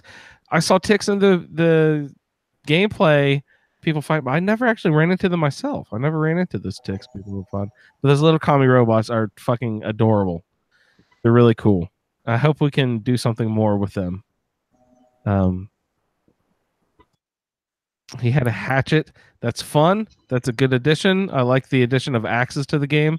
To me, I don't know, Freighter, did you notice any of this? To me, it looked like there was going to be distinguished melee weapons between one-handed and two-handed. Yeah, there was a few of those. Nice. That means I'm assuming that guitar sword thing that they were talking about will be two-handed. Yeah, there were a few larger axes as well. That'll be sweet, and there'll of course be the classic super sledge. I'm imagining. Speaking of the bad guys, we're talking about the little commie robots and the ticks. I ran into Scorched and ghouls. I can't remember too many other bad guys. Freighter, did you run into any of our classic heroes or anti-heroes? Did you run into like the super mutants or anyone? There were super mutants. I went the other way. Were they cool? One of them was cool. He was actually a vendor. Oh, you saw a friendly super mutant, didn't you? Yeah, he was. I got some ammo from him. Very nice gentleman. I remember you saying that. They look similar, same character design as Fallout 4, basically. Yeah, pretty much. Yeah, sweet. Wasn't there some beef with people complaining about lore, about what would super mutants be doing there? Yeah, I remember some people complaining about it, and technically they're right, but I don't know. I'm in the game for fun, so I don't really care. I just never understood their beef because I'm not much of a lore head. I haven't dug into it too deeply, so I didn't know like why it was so offensive to assume that super mutants would be there already when it should be impossible. Blah blah blah blah. You know what I mean? Like they weren't even invented yet, or something. It's fiction. They can do whatever they want. Yeah. I like how people were complaining about some sort of. I think we brought it up last show. How people were complaining about some sort of brotherhood lore foible and Bethesda just immediately dropped some like paragraph long post, and it just sort of destroyed everyone's complaint immediately. And they're like, Yeah. oh, okay, that's the lore now. All right, thanks, guys. We're just making up stuff as we go. Right on. That's our feedback for everyone this evening. Did you find any cool weapons, Freighter? Like he was mentioning the hatchet. I picked up a tomahawk, which I assumed was going to be the same as a hatchet, but hatchet is a one-handed thing that you hold on to. But tomahawk is a throwing weapon. They added throwing weapons to this game. Yeah. That's Yeah, I fun. saw those. I didn't try them, but I thought that was a cool idea. They are devastating, Freighter. The hatchet actually has a decent little bit of damage, so I was using it walking around because the first weapon I picked up was a fucking pipe or a fucking pipe wrench, and I was just walking around hitting people with a wrench. It was terrible. But then I found the hatchet and it started doing a little bit of damage. That was nice. And then I found some tomahawks, and they're throwing weapons, and they just do a ton of damage, and they are great. So throwing Did you weapons. try them with VATS? Fun. No, I didn't actually use them. I was just looking at the damage in the Oh, I see. menu, so it's just like holy fuck, those do a lot of damage. But I'm excited about it, and I think I actually made some throwing knives at one of the Yeah, Or- that's right. You could make those. Yeah. and like Craig mentioned, you can make stuff from scratch. That's really cool. You can just make weapons and armor. Don't have to Yeah, find it. that's something that I'm pretty stoked about.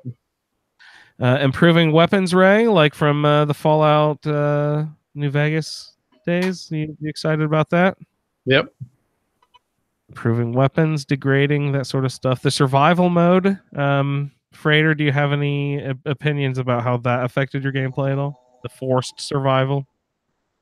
It was not that challenging. I thought it was fine. was.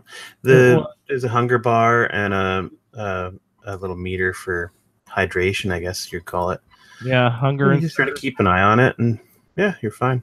there's some sort of sleep thing too, probably, but I was finding that I was needing to heal myself frequently enough that I never got hungry because I was eating stuff fairly constantly to regain HP. Yeah. I was cooking a lot because I was finding a lot of,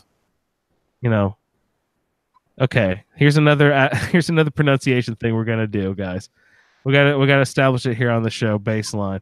How are we pronouncing the animal? The only marsupial in North America sometimes begins with O. I pronounce it possum. In this game, they have the O in front of it, and I don't know. Are we saying opossum? We're not saying opossum, are we? I'm not planning on it. Oh, thank God. I'm just gonna call that thing a possum.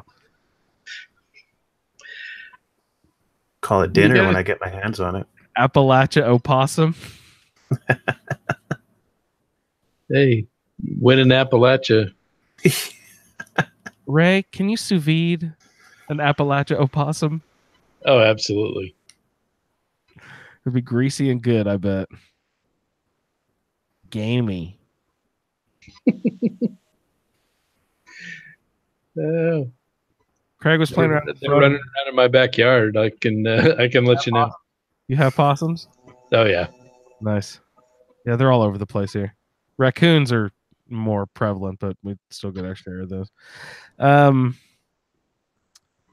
Freighter, did you run into those guys too? Did you see a possum? I only saw one. I don't you- remember anything about it. I just remember seeing it and going, "Oh, well, I have to kill that." Well, if you think the Brahmins have lots of heads, you guys just wait. Also, did you do any cooking and stuff? I did a lot of cooking. Yeah, I found cooking satisfying in this game for some reason. The pumpkin soup, very nice. Made lots of steaks, ribeye steaks. Good stuff. Yeah. Another thing is you have to filter your own water. You can't just drink water when you find it. They have different levels of water too. You can always collect water. You collect dirty water, then you can boil it for a certain level. It'll still give you some rads, but not as many as dirty water. And then you can take boiled water and then purify it, I believe. Or you can Yeah. probably just build a water purifier at some point when you find the way they're doing how you can build the different, like generators or different workstations and stuff, is you have to find blueprints around the wasteland, I guess. So I don't know if those will be stationary, if that's something that we can always know where those are and just be like, okay, well, I like to have this, and this. So I'm always know that those are going to be the first 3 places that I go every time I start a new character, because I like to have those things. You know what I mean? Yeah. I doubt they'll let us do that. I bet it's random. Same with the bobbleheads. Random. Bobbleheads will be random? Random locations. That's just a guess. You said you found a bobblehead, correct? Yeah, the energy weapons bobblehead. I didn't see an energy weapon yet in the game. Did you find one? No, that's why I remember which bobblehead it was. It's just useless, but I mean, it was still cool to find. It took me 4 hours. I've played for, not quite 4, about 3 hours, and I didn't come across any energy weapon at all. Yeah, lots of rifles though. The Scorched, like Craig mentioned in his feedback, you have trouble finding weapons at first, but you run into some Scorched, and those are basically ghouls who aren't all the way feral yet. But they'll attack you like raiders, and they have lots of pipe weapons and rifles and single shots and double, shotguns and stuff like that. So yeah, they're sort of halfway between a ghoul and a feral. Yeah, with a twist of raider gunner tossed in. Yeah, they're definitely a good shot. Yeah, they were tough. Some of them are frozen too. Did you see those? Frozen? Yeah, like not actually frozen, but like frozen in place. Like you'll see some. It looks like they're running away from something, and they're just stuck, frozen in place. And if you touch it, you get a blast of radiation, and then it crumbles to the ground. Yeah, I don't know if anyone will get this reference. It reminds me of the petrified ashen bodies of the village of Pompeii when Mount Vesuvius blasted. Yeah, it like instant flash like petrified the village below or something. Yeah, in ash, so like people are like frozen in place with their hands like covering their eyes from the light and stuff. So it's crazy. But yeah, there's these like dead bodies that are frozen in place from the blast of the nuclear blast. Do you remember what they're called? They reminded me of the desiccated corpses from Skyrim. But yeah, you touch those bad boys and they explode and give you a dose of radiation. I was like, oh damn, what the fuck? So yeah, the trick is to run up, poke it, and run away. Then you get what do you get? Experience points? You get something for finding them. Oh, nice. I was hoping, because I couldn't figure it out. I was like, do they have an item on them or what? Why are these here? Like, is it just a bad thing? Like, usually they'll provide some sort of like, cool little benefit and stuff like that. You know what I mean? Yeah. I found a place, there was just tons of them around, like dozens and dozens of them. And I went in the building. I'm trying to be vague on purpose so I don't ruin anything for people. But yeah, you go in the building and there's a terminal on the second floor that actually explains why they're like that. Hey, did you take screen caps of that terminal? I did. It's in the YouTube video, so don't watch it or it'll ruin it for you. No, I don't care. I want you to that to be your next Fallout terminal velocity entry. Go read that terminal for us. All right, fair enough. Nice. I'm excited. That'll be sweet. PvP. What are your thoughts on that? Are you going to do the PvP? I have zero interest in that. Me too. I want to run around with you guys, and I want to do solo main quest stuff. It'd probably be fun to defend a settlement or whatever, but yeah, but with you guys, I don't want to like do that with randos. Like they'll just be like, Freighter on my 12 o'clock, Freighter, go get a Ray on 3 o'clock on the flanks.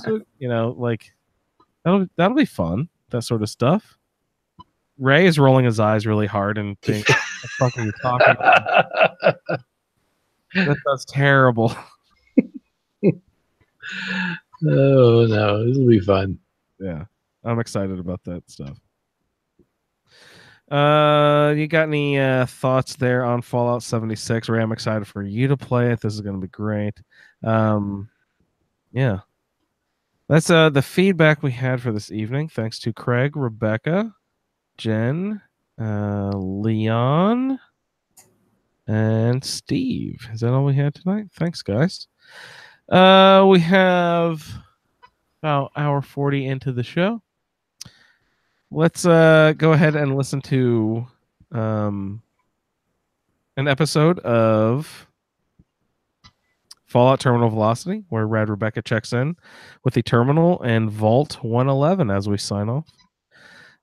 So we'll check in with you here real quick after Rad Rebecca.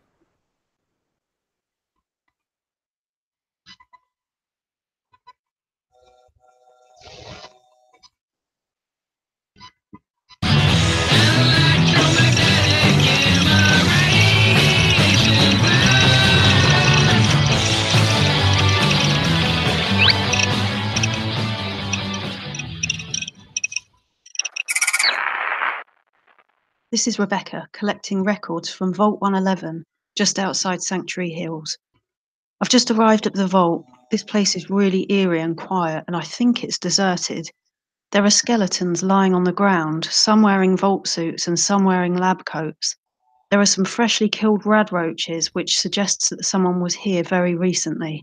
I've found some rotting corpses in pods of some kind. One of the pods is open and empty, which has made me feel a little bit nervous. I found some terminals though, so let's see what's on them. This one is listed as Vault 111 Monitoring Terminal, and it says, Cryogenic array offline, premature termination resulting in system failure, isolated manual and remote overrides detected, controls disabled, life support offline. Then there's a list of people, and beside each name it says occupant status, deceased, cause of death, asphyxiation due to life support failure. For pods C6 and C7 though, it's different. It says that one contained an adult and an infant, and the other, which I think is the open pod, contained an adult. And next to both of the names it says occupant status unknown, pod door manual override engaged, stroke remote override engaged. I found another terminal. This one is listed as a security terminal. It says, Welcome to Robco Industries, clearance, Vault-Tec security, Vault 111 security instructions, confidential, security eyes only, violation VTP-01011. Vault 111 is designed to test the long-term effects of suspended animation on unaware human subjects. Security staff are responsible for maintaining installation integrity and monitoring science staff activity. Under no circumstances are staff allowed to deviate from assigned duties. Insubordination or interference with vault operations are capital offences.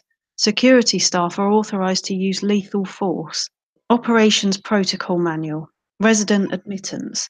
Upon activation notice from Vault-Tec, all personnel are required to report to the entry area and assist with admittance of Vault residents. Security personnel will maintain order and ensure that no personnel or residents attempt to evacuate the vault. Research staff will be responsible for resident intake and escort each to the designated cryogenic pod. Residents not accounted for in the manifest should be asked to step aside and detained forcefully by security if necessary. Once all residents have been sealed into their preservation chambers, dispose of any detainees. Vault entryway must remain sealed under any circumstances. Staff duties. Science staff. Members of the research team must daily monitor the vital signs of cryogenically preserved residents.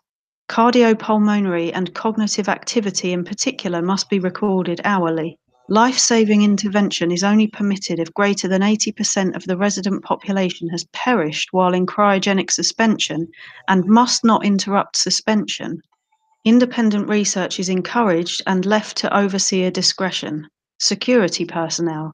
Security patrols are to be carried out on a constant 8-hour rotation. Security priorities include monitoring for signs of intrusion, checking for atmosphere leaks, settling disputes among personnel, enforcement of regulations set forth by the overseer, enforcement of regulations set forth by Vault-Tec, facility, services, and maintenance. Due to the nature of Vault 111, personnel will be expected to perform duties outside of their normal qualifications, such as janitorial duties and food preparation. The exact distribution of these roles is left to overseer discretion. All clear and evacuation. All clear message. Following a nuclear event, Vault-Tec will monitor hazards such as radiation levels, enemy invasion, subsequent attacks, and other factors. Once conditions are deemed safe, this terminal will receive an all clear notice. Upon receiving the all clear notice, Vault-Tec personnel may be evacuated at overseer discretion. Disregard any notices from organizations or individuals not associated with Vault-Tec, including government and military. Residents are not to be disrupted or evacuated. Vault-Tec will attend to their needs remotely once Vault 111 has been evacuated. Mandatory shelter period. Vault 111 is classified as a short-term assignment. Non-resident personnel are expected to carry out research duties and basic maintenance of the vault while awaiting the all-clear signal to evacuate.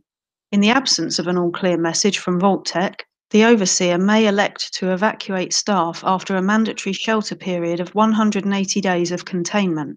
Under no circumstances may Vault 111 staff evacuate during this shelter period unless receiving the all-clear message from Vault-Tec. Security logs. October the 23rd, 2077. God, it finally happened. The world's over. Barely got all the residents inside. Not everyone made it. Now it's just us and the icebergs. I don't get it. Eggheads tried to explain to me that keeping them frozen is a big experiment for a better future or something.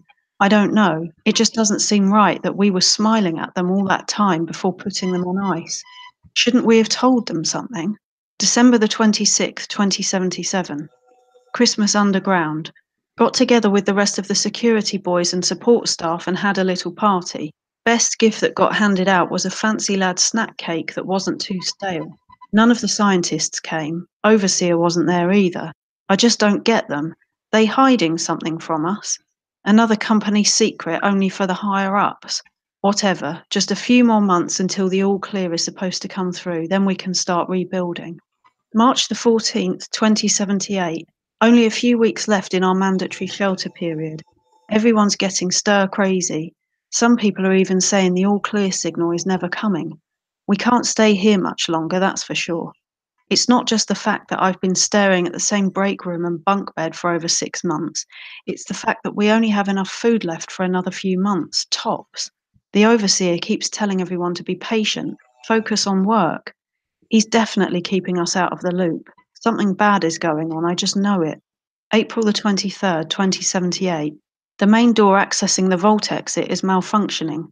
Now the only way out is through the overseer's evacuation tunnel. How convenient for him. He has one of the science team watching the door into his office at all times from a little makeshift checkpoint. Got invited to a meeting tonight. Support staffers and security only. Sounds like I'm not the only one with an axe to grind. Last entry. No all clear from Vault-Tec is coming. We need to leave. We're all but out of food. I almost murdered Stanley for dropping a damn salt cracker on the floor.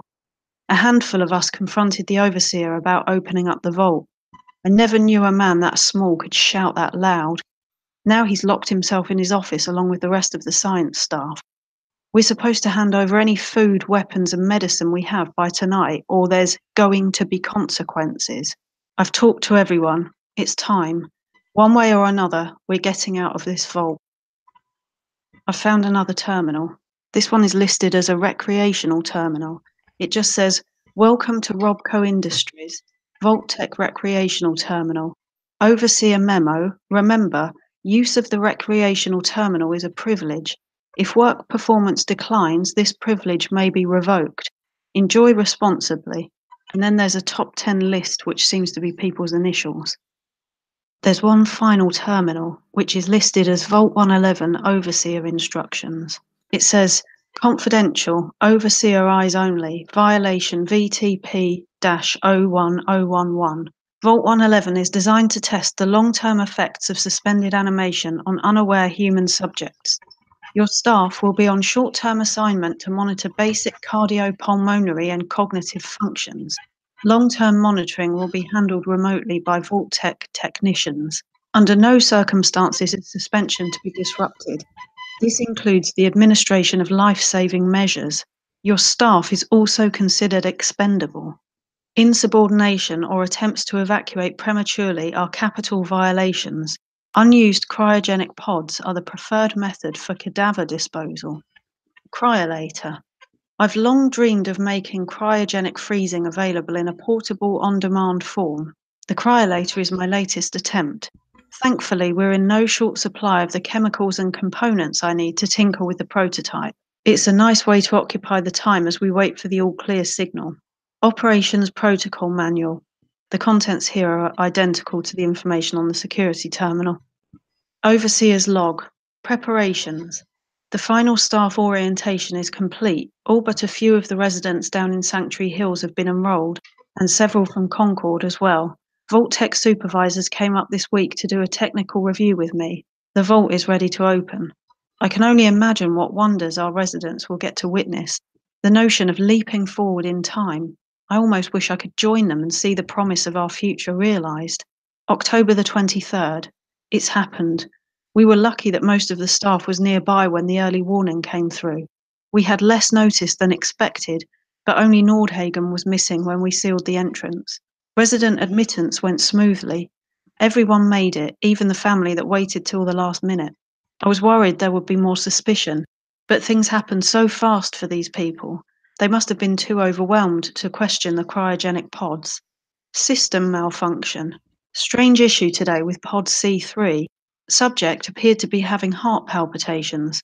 Nothing life-threatening, but unusual. We realized almost too late that the pod was malfunctioning. The cryogenic array almost started thawing her out. We're not sure, but I suspect a hiccup in Vault-Tec's remote override systems may have sent an errant signal. We'll have to keep an eye out.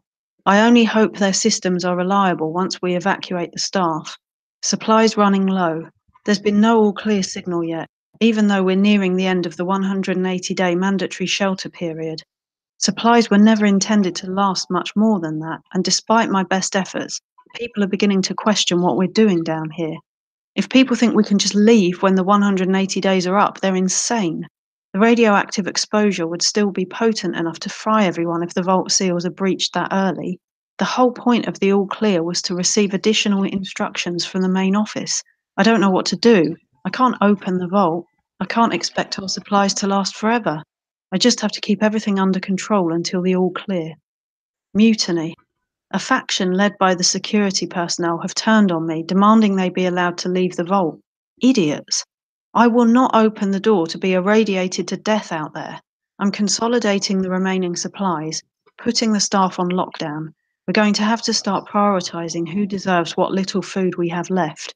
I've been too damn generous with the rations. If people don't like it, well, that's fewer mouths to feed. Open evacuation tunnel. The personnel evacuation tunnel is now open. Remind all staff to be orderly and follow shutdown protocols before exiting and resealing Vault 111. Please maintain all staff records and research. Report to your local Vault-Tec superiors for debriefing and further instruction. So that's all from Vault 111. On to the next location.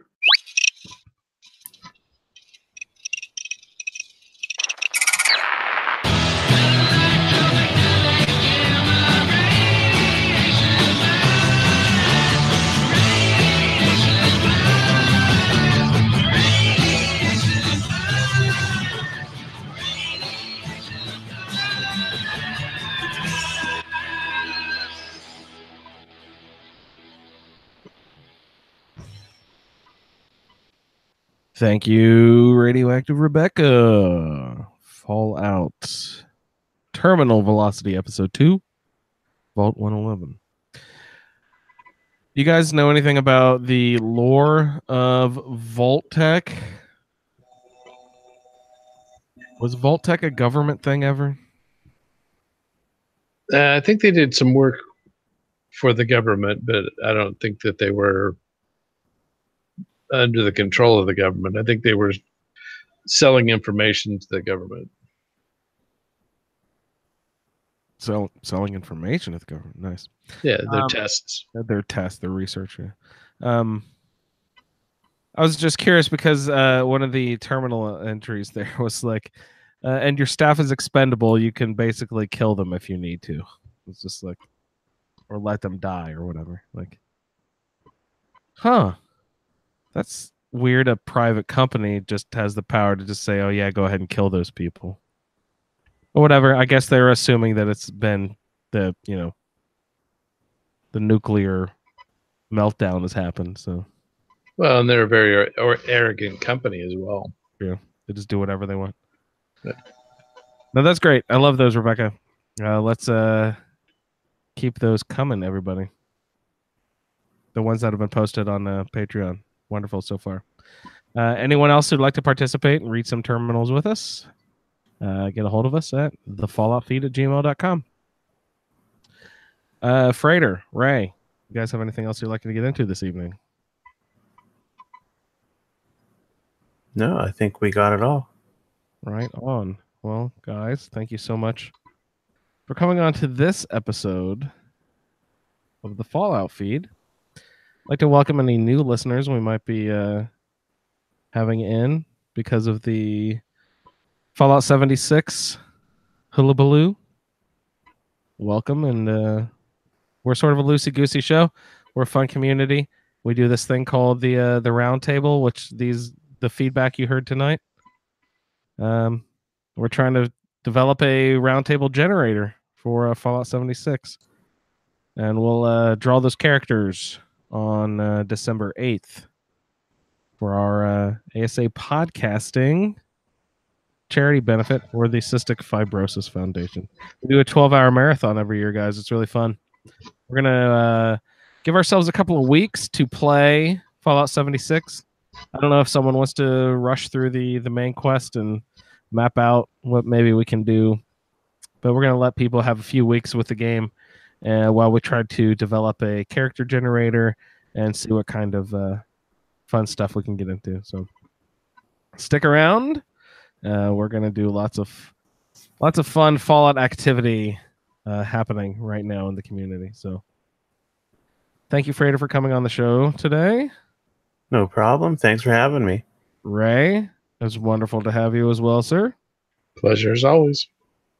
Thank you, everybody, for listening to this episode of the Fallout Feed, and we'll see you in the Wasteland. Thank you for downloading this episode of the Fallout Feed Roundtable.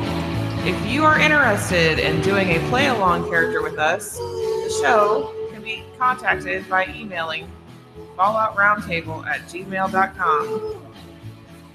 For the roundtable schedule, our Amazon link, and all other show information, please head on over to asapodcasting.com, where you will find the Fallout Feed, a Skyrimatic podcast, our YouTube channel, the Chatterbox, as well as other content. Once again, thank you for downloading, and we'll see you in the Wasteland.